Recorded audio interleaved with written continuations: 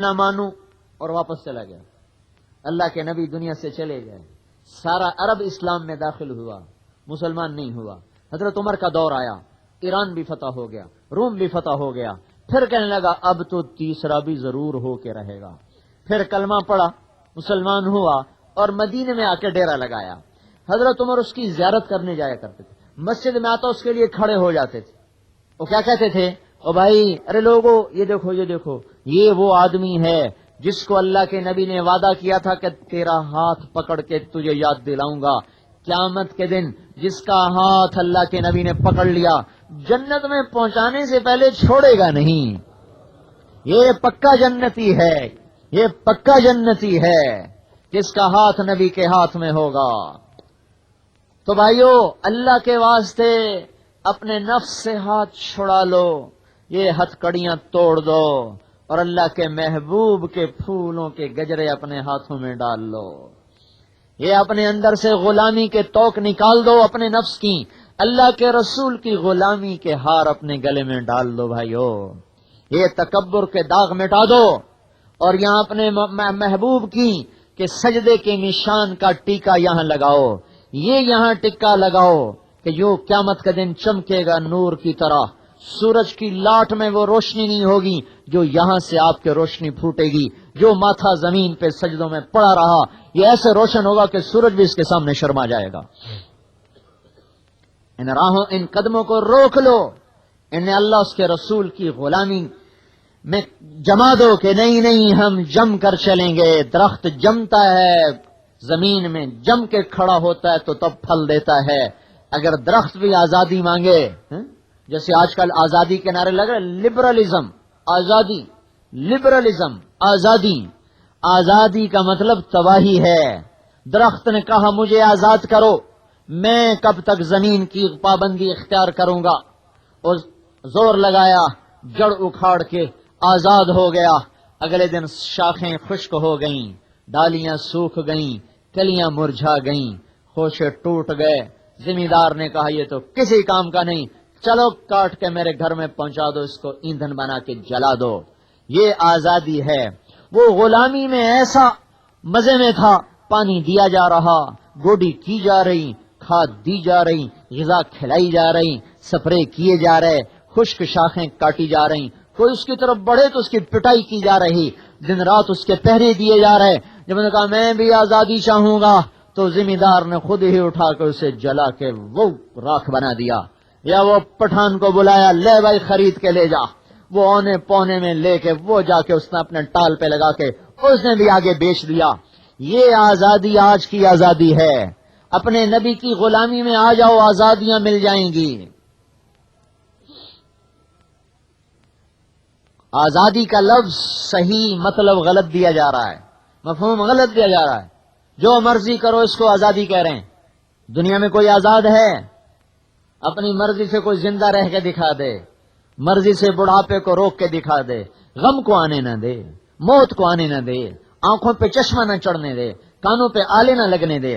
بھولو پہلوان مرحوم کو میں نے دیکھا, وہ اٹھ نہیں سکتا تھا, اسے اٹھایا جا رہا تھا.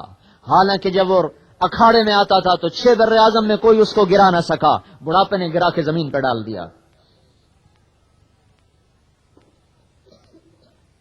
ہمیں غلامی میں عزت حاصل ہے, ہماری آزادی نبی کی غلامی ہے. پانی بولا میں بھی آزاد چلوں گا, میں کب تک دریا کے کناروں میں بند چلوں گا. جب کبھی دریا دریا ہوتے تھے, اب تو دریا ہی نہ رہے. تو کبھی ستلج بپھرتا تھا, میں کب تک کنارے کی غلامی اختیار کروں, میں بھی آزادی چاہتا ہوں. جب وہ کناروں سے باہر نکل کے آزاد ہوتا تھا, نہ گھر سلامت رہتے تھے, نہ انسان سلامت رہتے تھے. نہروں نے آزادی چاہی, بند توڑ دیا, کھیتیاں کھڑی برباد ہو گئیں. پابند ہوا, قیمت بنی, نہر میں آیا اور قیمتی ہو گیا, راجبا میں آیا اور قیمتی ہو گیا, میرے کھال میں آیا تو اور قیمتی ہو گیا. جتنی پابندی بڑھتی گئی اتنا نفع بڑھتا گیا. پھر وہ ٹینکی میں آیا اور قیمتی ہو گیا, پائپ میں آیا اور قیمتی ہو گیا, ٹوٹی میں آیا اور قیمتی ہو گیا. جتنا پانی پابند ہوتا چلا گیا اتنا اس کی قیمت لگتی چلی گئی. پابند پانی ہی تو سیراب کرتا ہے, پابند پانی ہی تو کھیتیوں کو سرسبز کرتا ہے. آزاد پانی نے بھی کبھی کھیتیوں کو لہلہایا, آزاد پانی تو موت کو لے کر آتا ہے. بنگلہ دیش میں ہم گئے, ناریل کے درختوں پر لاشیں لٹک گئیں, ایسا اونچا پانی آیا. چاٹ گام میں جہاں طوفان ہے ہم گئے وہاں, 89 کی بات ہے, 89 کی, 1979 میں ناریل پر لاشیں لٹکا دی پانی نے کہ تم بھی آزادی چاہتے ہو, آج میں بھی آزادی دکھاتا ہوں. یہ بھائیو احمقوں کے نعرے ہیں, یہ نادانوں کے نعرے ہیں. کوئی آزاد نہیں دنیا میں, ہم غلام ہیں. غلامی ہمارا شرف ہے. اللہ نے جب اپنے نبی کو اوپر بلایا نا, اوپر بلایا تو کس نام سے بلایا؟ سبحان الذی اسری بعبدہ. پاک ہے وہ ذات جو اپنے غلام کو لے کے اوپر گیا. غلامی تو اوپر لے جانے کا راستہ ہے. تو ہم یہ کہہ رہے ہیں بھائیو, اللہ کے رسول کی غلامی میں آ جاؤ. جو اس کے ہاتھ میں ہاتھ دے گا سیدھا جنت. سب کی غلامی سے نکلو. پنجابی طریقے, بلوچی طریقے, پٹھانی طریقے, یہ ہمیں منظور نہیں. حضرت محمد صلی اللہ علیہ وسلم کے سانچے اور طریقے میں ڈھل کے چلو. یہ جہان بھی بنے گا, وہ جہان بھی بنے گا. اللہ کو ایک ہی محبوب ہے, اللہ نے ایک ہی کو حبیب بنایا, اور پھر ساری کائنات سے کہا اس کی نقل اتارو, تم سے بھی پیار کر لوں گا. اگر اس کی نقل نہیں اتارتے تو میرا کسی سے کوئی پیار نہیں. فلا وربک, فلا وربک, میں نے ابھی عرب والے میں بھی یہ بات بتائی. فلا وربک, یہ عجیب قسم ہے. اللہ اپنی قسم کھاتا ہے قرآن میں کئی جگہ. والشمس, کیا والسماء وما بناہا, آسمان کے بنانے والے کی قسم. لیکن یہاں عجیب طریقے کی قسم ہے. فلا وربک, فلا وربک, مجھے تیرے رب کی قسم. اللہ یوں کہہ رہا ہے, مجھے تیرے رب کی قسم. یعنی یوں سمجھیے کہ اللہ اپنے آپ کو اپنی ذات سے الگ کر کے پھر قسم یوں اٹھاتا ہے کہ مجھے تیرے رب کی قسم. ہے تو خود ہی ہے, لیکن آپ قسم کھانے کا انداز دیکھیں. مجھے, اے میرے نبی, مجھے تیرے رب کی قسم. سبحان اللہ.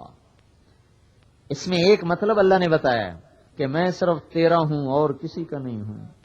ہم تک پہنچی ہوئی. اور کبھی آپ انگلی کا اشارہ نہیں کرتے تھے. جب بات کرتے تھے ہمیشہ پورے ہاتھ کا اشارہ کرتے تھے. اور جب تعجب ہوتا تھا تو یوں ہاتھ پلٹتے تھے, یوں.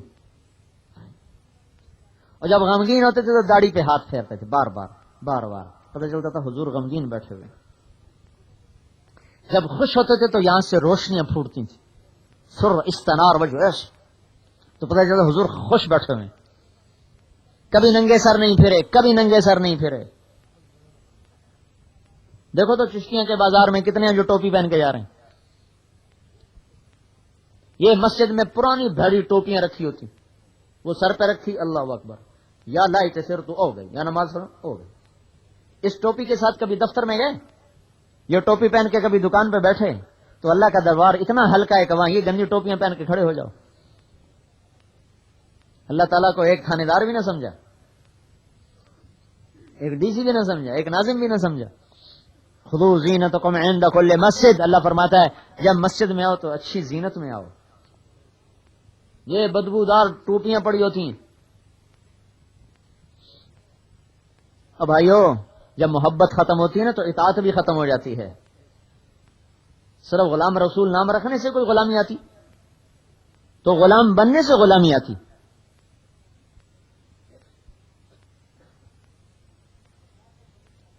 تو کیا پہنتے تھے؟ پگڑی. کس رنگ کی؟ سفید رنگ کی, سیاہ رنگ کی, سبز رنگ کی. اور یہ شملہ کبھی یوں ہوتا تھا, کبھی اس طرف ہوتا تھا, کبھی اس طرف ہوتا تھا, کبھی پیچھے ہوتا تھا, تینوں طرف. اور جب سفر ہوتا تھا تو گردن میں یوں لپیٹا ہوتا تھا اس طرح. 2-3 بل دیے ہوتے تھے تاکہ یہ جگہ گرمی سے بچی رہے. اور ٹوپی بھی پہنی, سفید ٹوپی. پگڑی کبھی نہیں ہے تو ٹوپی. ایک آدھ دفعہ ننگے سر نماز پڑھائی, ہے ہی کچھ نہیں گھر میں, ایک چادر تھی, نہ کرتا نہ تہمن, ایک چادر تھی, وہی لپیٹ کے آپ نے نماز پڑھائی. یا احرام میں آپ نے سر کھولا ہے. میں تو ایک سنت بتا رہا ہوں, یہاں تو ساری سنتیں چھوڑ فرضوں کے جنازے نکلے پڑے. رجل الشعر، آپ کے بال گھنگریالے تھے. یجاور شعرہ شہمت اذنیہ، کان کی لو تک آتے تھے. یہاں سے تھوڑے کٹائے، یہاں سے تھوڑے کٹائے، اوپر سے کٹائے. عجیب عجیب کٹانے کے انداز ہمارا نبی کا نہیں تھا، اس کو منع فرمایا، بلکہ پیچھے سے بال کٹوائے. یہاں جا کر کنگھی کرنے کا انداز کیا تھا؟ حتی التناعل والترجل، پہلے سیدھی طرف سے کنگھی فرماتے تھے، پھر الٹی طرف سے کنگھی فرماتے تھے. مانگ نکالنے کا انداز کیا تھا؟ ان فرقت فرق ویلا فلا، نکل آئی تو نکل ہی رہنے دیتے تھے. پیشانی واسع الجبین، کوشادہ تھی. ابرو ازج الحواجب، کماندار، ایسے کماندار، قوس قزح کی طرح گول. من غیر قرن، یہاں بال نہیں تھے. بینہما عرق یدرہ الغضب، یہاں ایک رگ تھی، جب آپ غصے میں تھے تو یہ رگ پھڑکتی تھی، پتہ چلتا تھا حضور غصے میں بیٹھے ہیں. ادعج، آنکھیں سیاہ موٹی، اشکل لمبی، احور سفید، اکحل سرمگی، سرما لگا ہوا. 4 صفتیں. 5ویں اہدب الاشفار، آپ کی پلکیں دراز تھیں. یہ پلکیں خوبصورتی اور لمبی ہو تو خوبصورت ہوتی، دراز پلکیں، موٹی آنکھ، سیاہ سفید سرمگی لمبی موٹی، لہذا آپ کی آنکھوں میں آنکھیں کو ڈال کے دیکھ نہیں سکتا. آپ کے دیکھنے کا انداز بھی شرمیلا تھا، آپ نظر بھر کے نہیں دیکھ، ہمیشہ نظریں جھکا کے دیکھتے تھے اس طرح. جل نظرہ الملاحظہ خافض الطرف، یہاں سے دیکھتے تھے، یہاں سے دیکھتے تھے اور تھوڑا سا پردہ اٹھاتے تھے. جب پردہ پورا اٹھتا تھا تو ایسی بجلیاں چمکتی تھیں کہ سب کی گردنیں جھک جاتی تھی. سوائے 2 آدمیوں کے اس وقت حضور کی آنکھوں میں آنکھیں نہیں کوئی ڈال سکتا تھا، ایک ابو بکر ایک عمر، بس باقی سب کی نظریں جھک جاتی تھیں. ناک اقنل عرنین، اٹھا ہوا، بلند نہیں اٹھا ہوا، آگے سے پتلا یہاں سے اٹھا ہوا. لہو نور یعلوہ، یا نور کا ایک حالہ تھا جو چمکتا رہتا تھا. مشرب اللون، گلابی رنگ تھا، یہاں سے گلاب جیسے نکلتا ہو. سہل الخدین، برابر گال تھے، نہ پچکے نہ نکلے ہوئے، برابر. بلیع الفم، خوبصورت ہونٹ تراشیدہ اور چوڑا منہ تھا. اشنب، دانت باریک. مفلج الاسنان، یہاں یہاں یہاں یہاں خلا تھا، ان 4 اوپر 4 نیچے 4 میں باریک خلا تھا. براق الثنایا، جب آپ مسکراتے تھے تو یہاں سے بجلیاں چمکتے تھے، اور جیسے جھڑی میں سے روشنی نہیں آتی ایسے آپ کے خلاؤں میں سے روشنی ایسے ایسے. لیکن آپ کے مسکرانے کا انداز منہ کھول کے نہیں تھا. صحابہ منہ کھول کے ہنستے تھے، ان کو منع نہیں فرمایا، ان کو پتا تھا یہ اپنی طبیعت پہ اتنا قابو نہیں. آپ پر تو اللہ کی طرف سے نظام چل رہا تھا، تو آپ کو ہر حال میں اپنی طبیعت پہ قابو تھا. لیکن انسان تو کمزور ہے، غم آیا تو حالے ہو، ہنسی آئی تو ہا ہا ہا، پتہ ہے یہ کمزور ہے، لہذا روکا نہیں اس سے. ہاں، نوحہ کرنے سے روکا، بین کرنا اس سے منع فرمایا، یہ حرام ہے. تو جب آپ مسکراتے تھے تو ایسے دانتوں سے روشنیاں پھوٹتی تھی. داڑھی مبارک کف اللحیہ، گھنی داڑھی تھی، کبھی کینچی نہیں لگائی. منڈانا حرام، کینچی لگانا حرام ہے، کبھی داڑھی کو نہیں کٹایا. کف اللحیہ، گھنی، اور گھنگریالے بال. رجل الشعر، گھنگریالے بال تھے، گھنگریالے. تیل لگاتے تھے سر میں بھی داڑھی میں، کنگھی فرماتے تھے، بے ڈھنگی بے ڈھبی نہیں ہوتی تھی. اور جب کبھی کسی سے ملنا ہوتا